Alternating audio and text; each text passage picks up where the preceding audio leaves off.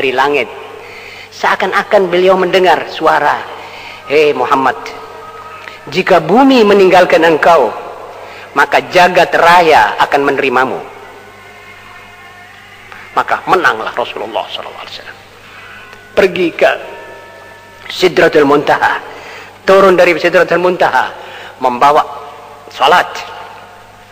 Jadi beliau dipanggil dulu naik, diberi titipan, sampaikan kepada umatmu, katakan pada umatmu, ayo podo-podo Isra, ayo podo-podo Mi'raj, iki oleh-olehku. Katakan dalam salatmu, alhamdulillahi rabbil alamin ar-rahmanir rahim ila akhirih. Katakan dalam salatmu at-tahiyyatul mubarakatus salawatut thayyibatu lillah. Dan karena itu saudara-saudara, as-shalah. Lantas apa sih itu shalah? Shalah ada mengandung 3 makna. Shalah ada imam, dan imamah adalah satu yang maha mutlak dalam kehidupan kemasyarakatan seorang muslim. Ada jamaah, ada masjid, ini headquarters, ini markas, dan ini jamaah. Mana imammu? Ini imam kita, lengkap. Dari ini masyarakat muslim akan selalu tergambar dalam wajah, di muka wajah dunia, bahwa dia dengan imam dan jamaahnya bisa berjuang. Jamaah tanpa imam tidak ada artinya. Imam berdiri sendiri tanpa jamaah tidak ada artinya. Jamaah dan imam tidak punya markas juga tidak ada artinya. Masjid, sujud, sejadah, imam, jamaah, lengkap. Masyarul muslimin rahimakumullah. Kalau kita tadi berkelana dengan Mi'raj dan Isra, maka kita sekarang harus memikirkan bagaimana kita di zaman ini. Ini abad kemenangan.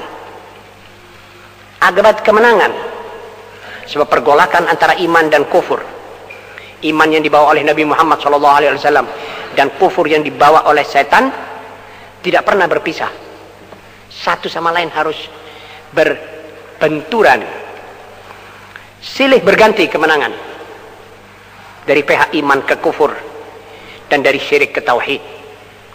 Sekarang dunia kafir dan mukmin itu juga masih berada dalam pergolakan, dan mungkin ini babak semifinal. Finalnya nanti datangnya Mahdi alaihissalam dan turunnya Isa al-Masih. Tapi babak ini babak semifinal.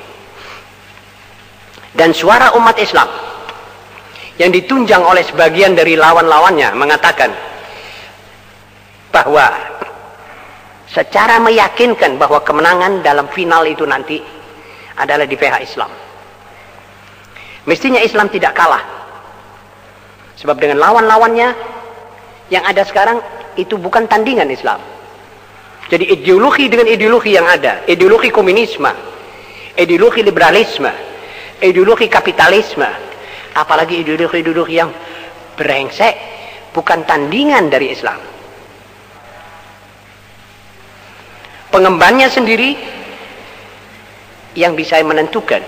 Tapi sayang, pengembannya Islam ini yang suka terpengaruh, kurang yakin, kurang kompak, di samping licik dan lihainya lawan-lawan, maka umat Islam terbangun jatuh di abad-abad akhir ini.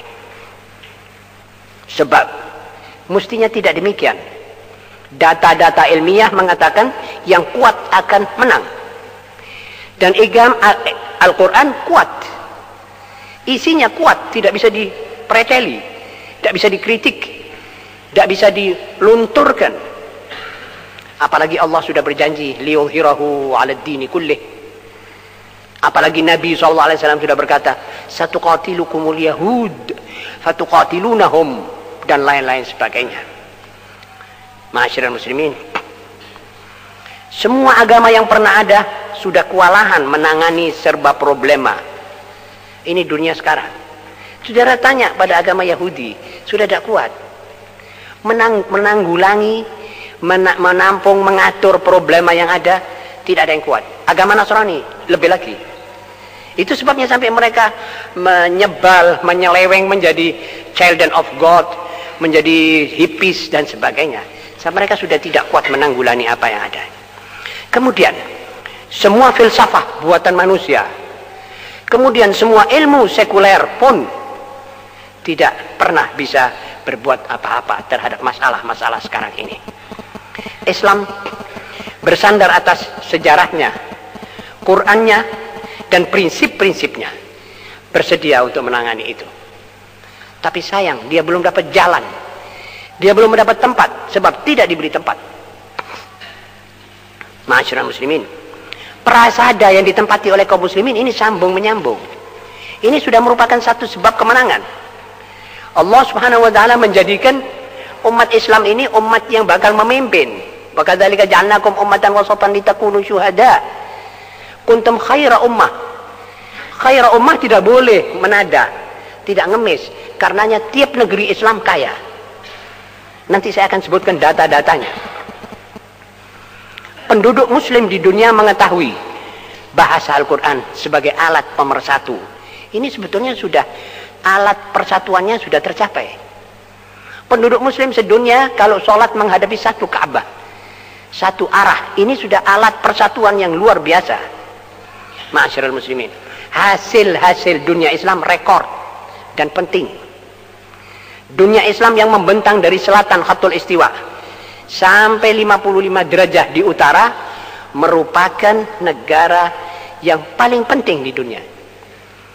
Negara kedua di dunia yang menghasilkan gandum adalah negara-negara Islam setelah Soviet.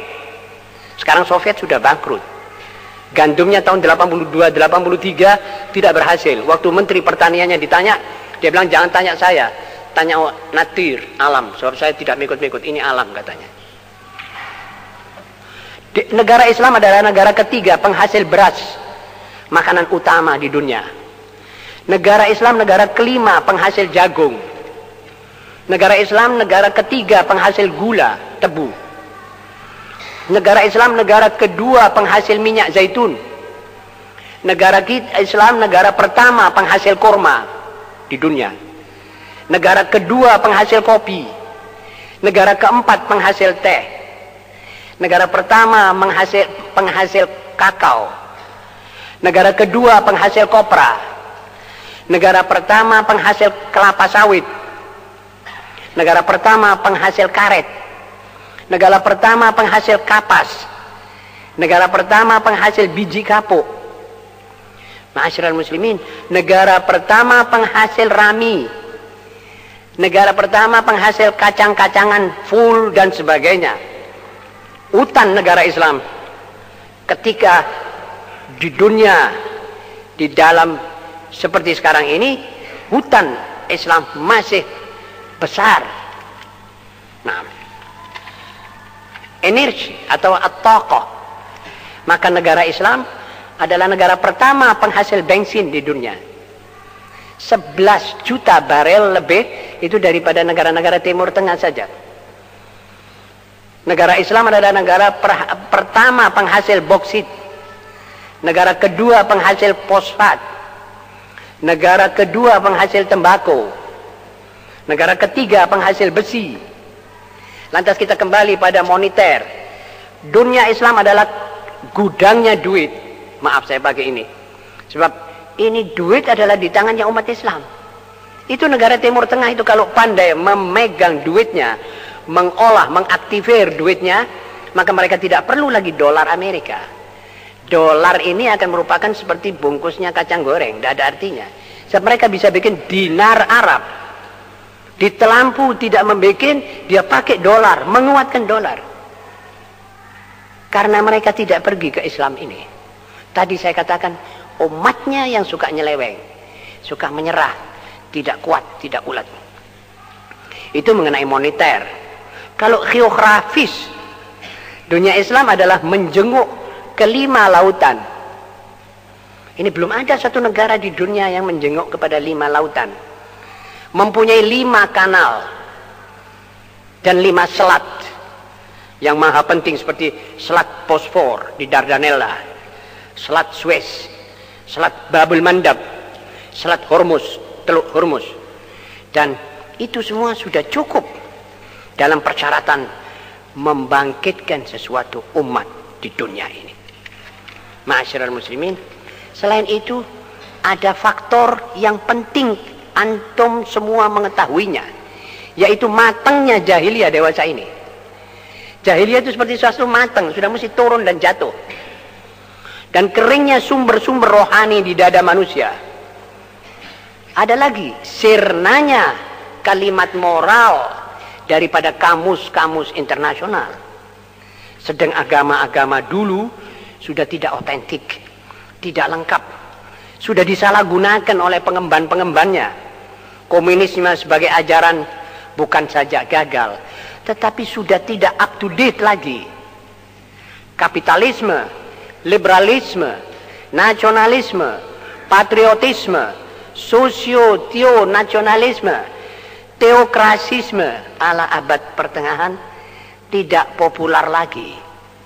Jadi serba kemelut yang dilahirkan oleh sekularisme itu menunggu konsep lengkap, yang lincah, menunggu konsep yang rasional, dan itu tidak ada kecuali dalam Al-Quranul Karim. Seluruh dunia sudah merasa, sudah memeras otaknya. Seluruh sarjana telah membolak-balikkan semua catatannya, namun hasilnya nihil semuanya itu. Akhirnya dunia menyoroti Islam dan dengan penuh perhatian menyaksikan gerakan-gerakan Islam yang kecil-kecilan, mantap, kuat, matoh, dan berhasil. Ma'asyiral muslimin, ya, bagi aib dan satu kekurangan yang tidak bisa ditutup, kalau kita umatnya tidak pernah membaca Quran dan tidak tahu Al-Quran, tidak membanggakan diri menjadi muslim. Kalau sholat saja di alun-alun malu sebab dilihat orang. Na'udzubillah min dzalik. Anda harus bangga mempunyai cara sholat yang tidak pernah dimiliki oleh umat manusia. Cara sholat yang bisa menghubungkan antara positif dan negatif dan menyalakan otak saudara, menyenangkan dan menggembirakan hati saudara. Ma'asyiral muslimin, paling gigih yang memerangi kita adalah Yahudi. Permulaan menjatuhkan khilafah Islamiyah sudah kita ketahui, menggantikan syariat Allah dengan manusia, aturan manusia, merobek-robek persatuan negara-negara dan umat, kemudian menjajah kita. Kemunduran negara-negara dan umat Islam di bawah penjajahan itu. Indonesia 350 tahun di bawah penjajahan dan tidak pernah mentas. Tekanan, ancaman, teror yang dilakukan terhadap umat Islam di mana-mana. Namun kesadaran akhir-akhir ini insya Allah akan berkembang terus. Insya Allah akan diberkahi oleh Allah. Matangnya umat Islam akan pengalaman-pengalaman masa lampau akan menjadikan kita sekarang ini sudah dewasa, tidak akan tertipu lagi oleh inspirasi dari barat maupun timur, akan mengerti antah dan beras, akan tahu emas dengan loyang, bagaimana kita membedakan itu. Kalau kita belum tahu hal ini, maka kita belum juga dewasa. Akan tahu menjaga bagaimana persatuan. Ini jamaah, dan ini imamah, dan ini masjid. Kenalkan dirimu, anakmu kepada ini tempat, dan i'tikaflah di sini untuk menarik inspirasi baik terhadap saudaramu si muslim. Jangan meniup-niupkan perpecahan di zaman sekarang. Perpecahan adalah suara syaitan. Tidak ada yang menyuruh berpecah kecuali syaitan atau a'wanu syaitan, pembantu-pembantu setan. Jangan mudah menuduh-nuduh si muslim. Jangan mengoreksi orang lain, koreksi dirimu. Dan last but not least, bacalah. Bacalah. Iqra. Iqra bismi rabbikal ladzi khalaq. Khalaqal insana min 'alaq. Kalau Anda bisa baca dan terus baca, Anda tidak mudah digoncangkan oleh suasana. Anda tidak mudah dikibulin oleh suara orang. Anda tidak mudah menelan fatwa-fatwa brengsek dari ulama su. Bacalah, bacalah. Iqra bismi rabbikal ladzi khalaq. Wa sadaqallahul azim. Wa sallallahu ala sayyidina Muhammadin wa alihi wa sahbihi wasallam. Walhamdulillahi rabbil alamin. Wassalamualaikum warahmatullahi wabarakatuh.